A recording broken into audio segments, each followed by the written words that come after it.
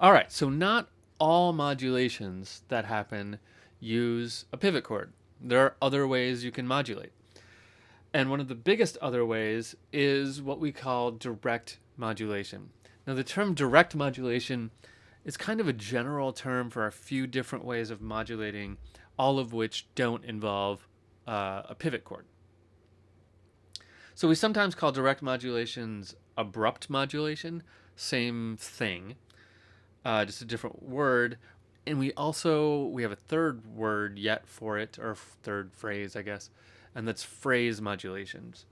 And what that basically means, like in phrase modulations, they all kind of mean the same thing. But when I think about a phrase modulation, what I'm thinking of is a piece of music in which one phrase ends and then another phrase starts, but it starts in a new key, right? So it's just something comes to an end, something else starts, and the start is in a new key.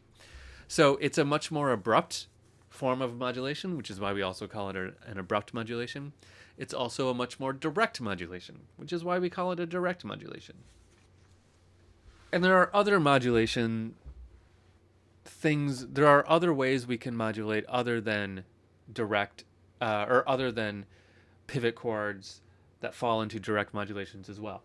Like using a secondary dominant, right? That's a great way to do a modulation. We looked at using secondary dominants to do a tonicization, but if you can do a tonicization with it, why couldn't you do a modulation with it, right?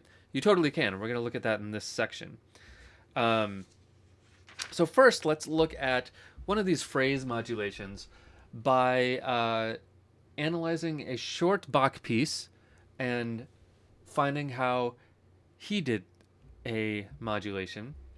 And I'm not going to tell you where it is. We're just going to analyze this and find it as we go. Okay, so let's go to a new video and let's do some analysis.